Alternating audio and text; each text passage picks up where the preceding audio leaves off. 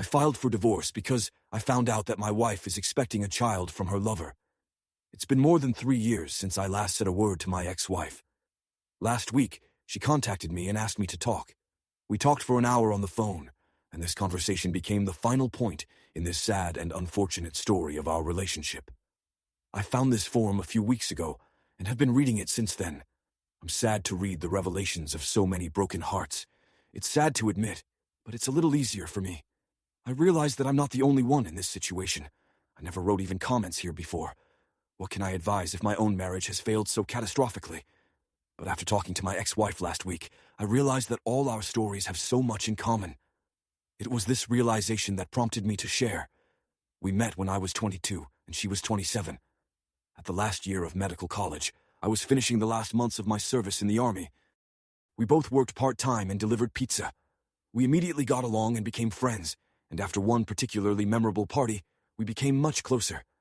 To be honest, she took care of me herself, but I was also fond of her and was happy to reciprocate. When my service came to an end, I invited her to a good restaurant and made an offer. At that moment, I was madly in love with her. The first year of marriage was great. I got along well with her family, and my family adored her. We did almost everything together. And then, in the second year of family life, everything began to change.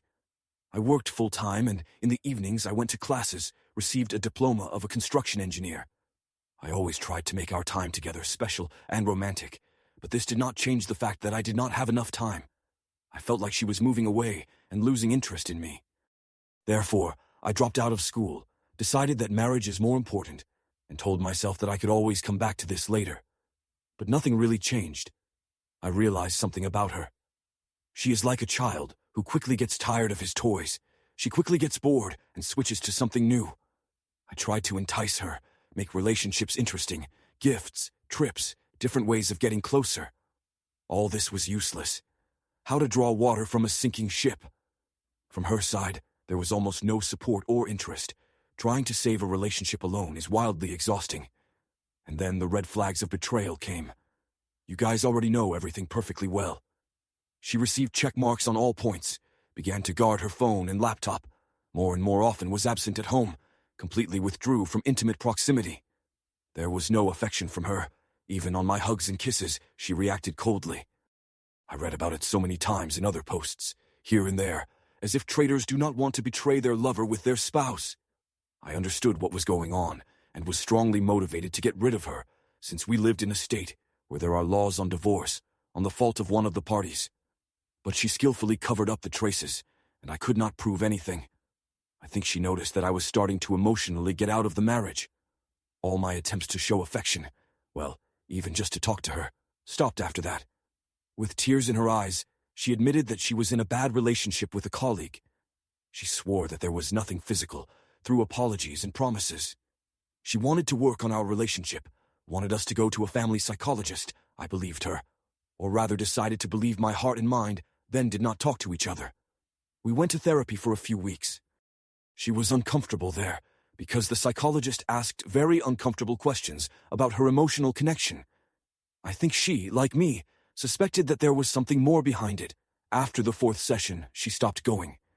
But it seemed to us that it was getting better, as if my old wife had returned. I was happy and decided to forget all my unproven suspicions. So it went on for about 6 months, until it all started from the beginning. The same signs again, I showed her twice. She wrote everything off as stress or my immaturity. This is her favorite topic because of our age difference.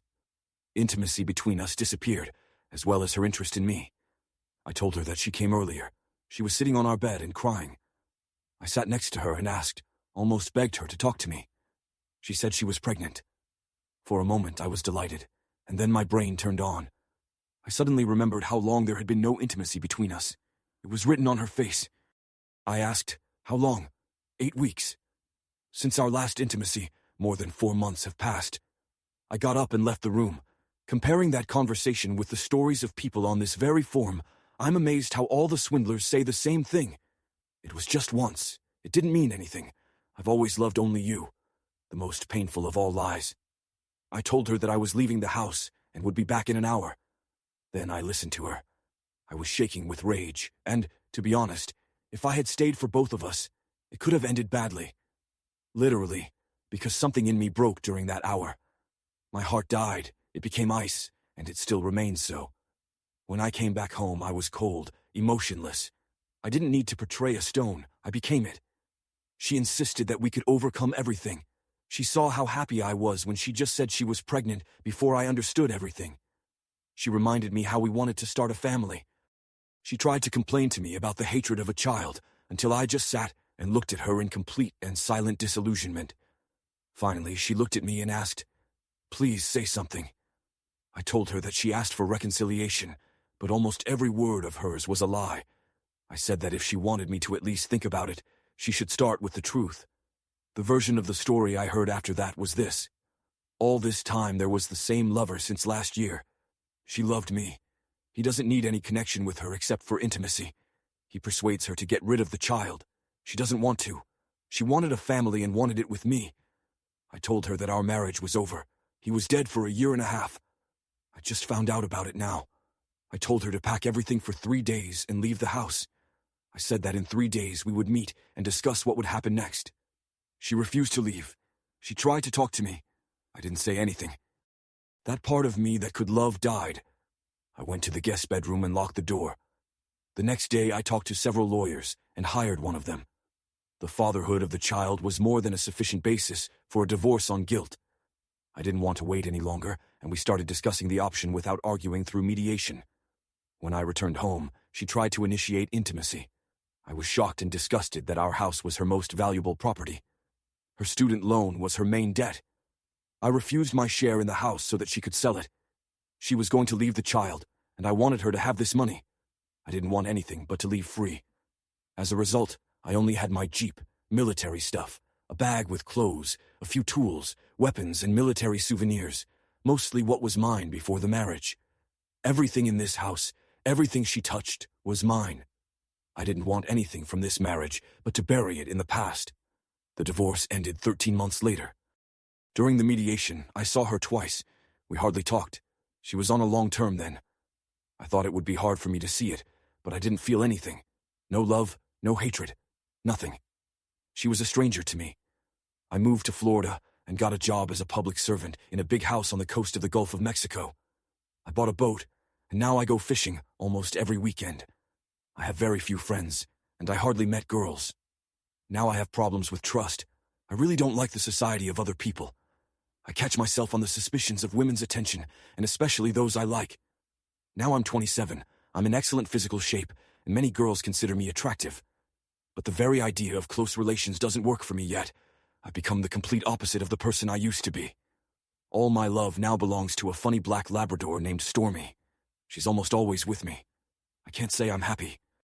I'm still knocked out of balance if something reminds me of the past and everything that has happened.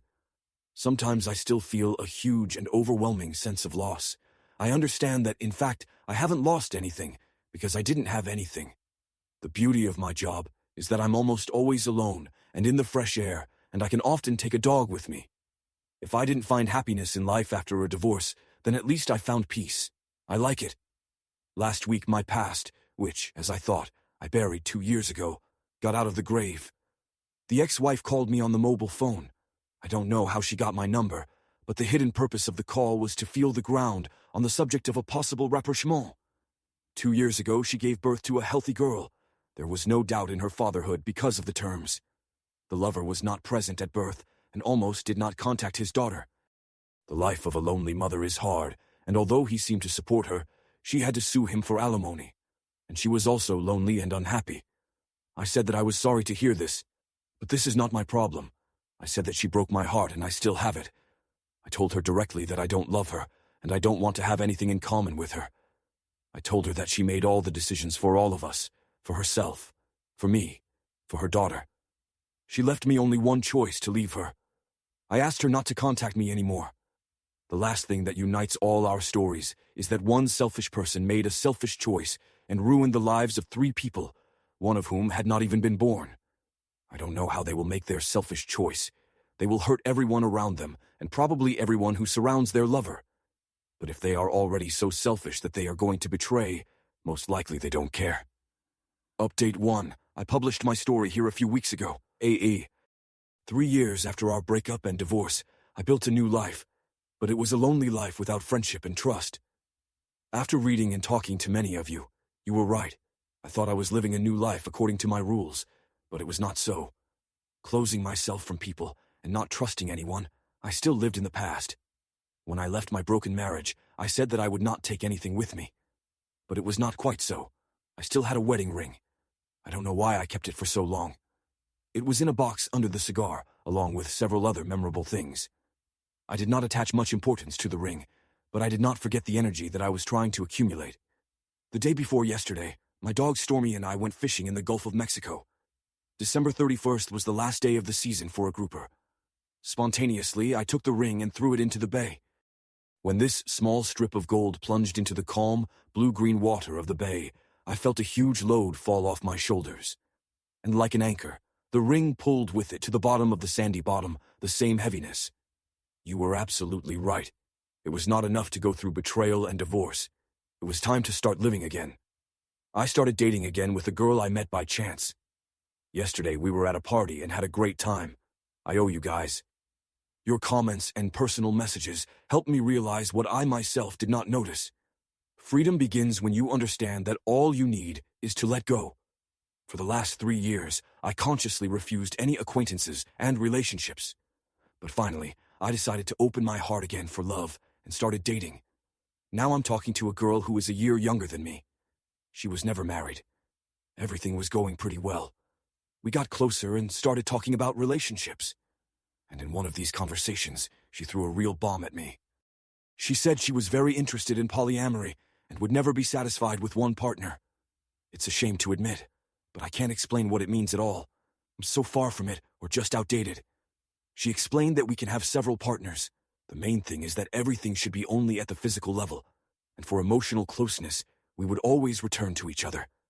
First of all, I thanked her for her honesty. When such things are kept secret, it always leads to problems. So I respect her for her honesty. I told her that I really like her.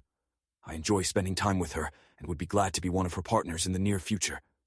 But when it comes to building serious relationships, it's better for both of us to look for them in another place. She apologized because I really like her, but said she understood. For me, it was an absolutely surrealistic conversation. Am I a dinosaur? Is there a woman who needs a faithful man? Or is this idea already outdated? My wife cheated on me, and the next girl wanted to have a double date. She's with some guy, and I'm with one of her friends. Update 3. Today is the anniversary. Exactly 3 years ago, I received an official confirmation of the divorce. Everything is fine with me. To be honest, I rarely think about the past, and I'm not sad, but I can't say that I'm happy. To be honest, I just don't feel like it lately. It's just fine, I guess, and I really don't know how else to describe my state. And that's what I'm really confused about. Why is everyone around claiming that this is not true? My sister and her best friend came to me in Florida before starting school. They both entered the University of Memphis this year, and I'm very proud of her. They spent 2 days with me, and then went to Tampa. We talked while they were here, and my sister said she was worried about me. She's sure I still haven't experienced everything that happened. She says I've changed so much that she hardly recognizes me. I said, I'm still the same. She thinks I'm unhappy, but that's not true. I'm just fine. Without my knowledge, she and her friend installed a dating app on my phone and started looking for a date for me. They started talking to 2 women, and then told me about it and insisted that I continue chatting with them. After they left, I deleted the app and then lied to my sister about it. I'm ashamed of it, but I just don't want her to worry. I want her to know that everything is fine with me. I'm close friends with my boss and his wife. She says to me, "You can't be alone all the time. You would be a great couple for someone." She tried to introduce me to her friends, but I'm just not interested. As a result, I lied to her that I was dating someone. I hate to lie, and I really care about them, but I'm fine, really. Since the divorce, I've had 2 short novels and 1 plot. The plot is because the girl was married, and the relationship was tough. One of the novels just didn't work out. The other one didn't work out because of indifference, mostly from my side. I just don't feel comfortable with people in close relationships. It doesn't attract me. Maybe I just have nothing to give them. I became a different person before. I was sociable, open, and now not really. Is it bad that I've changed? I still know how to build emotional connections. I adore my sister. But in social situations, I feel uncomfortable and clumsy. I just want to leave. Is it normal? I don't know. I feel most comfortable on a boat, far away in the bay, where you can't see the shore, under the open sky, when there is no soul around for kilometers. I'm not emotionless. I'm just not emotional. I'm not really angry. I'm not really sad. I'm not really happy. I'm just fine all the time. And what about you? Have you already healed? You are also told that you are still not in order. How do you even understand this? Betrayal changes us. You will never be the person you used to be. Is it so hard to understand? Update 4. Today is exactly 3 years since the official divorce. I almost don't think about it anymore. I loved my wife. She was the love of my life. Now I say it almost automatically. Sometimes I don't even understand how she looked like. She was supposed to be the most important person in my life, but only 41 months have passed since the last time I saw her, and sometimes I can't even remember her face. The day when she told me her terrible secret that she had an affair and that she was pregnant with her lover, I remember very clearly. She rejected any of my affection for months. I probably shouldn't have been surprised. There were red flags, I knew, but I didn't want to admit it. And moreover, I don't say, but today is a 3-year mark, and probably because of this, I'm spinning everything in my head again. It doesn't make me sad or anything like that. Maybe it would be even better for me if it did. Since that day, I almost don't feel emotions, as if the whole world suddenly calmed down, all the sounds and voices in my head turned into a voice. And at the same time, everything became crystal clear. The future, the present, the past, the life that I dreamed of, did not exist. It never existed at all. I didn't even yell at her. I didn't even get angry. I just whistled. I just told her that it was over, and I'm filing for divorce. In 2 weeks, I'm already gone. Even now, remembering all this, I don't feel anger, no pain, no sentimental longing, no regret, just nothing. The main lesson that I drew from all this is that the world is not permanent. Love, people, everything passes by us like a train at night, for a while nearby, and then disappears in the dark. Don't hold on to what's lost. Admit that it's gone, and let it go. It doesn't make sense to cling to what's gone. It only hurts you. Update 5. Now I have a new life in a new state, and it seems that I'm more or less okay. But my family and friends constantly tell me that maybe I need help, because I've become a completely different person, and there is a share of truth. I understand this. I used to be more cheerful and open, and now I prefer the society of my dog. I don't make new friends. I haven't met almost anyone, and in general I prefer to stay in the mansion. But I don't feel that something is wrong with me. Yes, I went through a traumatic event, but it's logical. The balance in which you come after may be very far from where you were before, right? A few months ago, my sister visited me, and on the 3rd day she begged me to ask for help, to go to therapy. Some psychological advice seemed reasonable to me, but all this begins to turn into some kind of rabbit hole. One of the first questions was, when was the last time I felt real joy or real sadness? I thought about it and realized that it was a long time ago. The last time I really felt something was the night my marriage ended. Since then, I'm just fine. After several sessions, she said that I had PTSD and sent me to a psychiatrist and a neurologist. They gave me some side effects that, judging by what I read on the internet, have undesirable side effects and are not cheap. I had a bad premonition that all this was out of control. The psychologist tells me about doctors, hospitals, strong drugs, and I suddenly start thinking, maybe it's okay to eat. I'm seriously thinking about changing a psychologist or throwing it all away. I will be grateful for any advice. Well, that's all. Write your opinion about this story in the comments.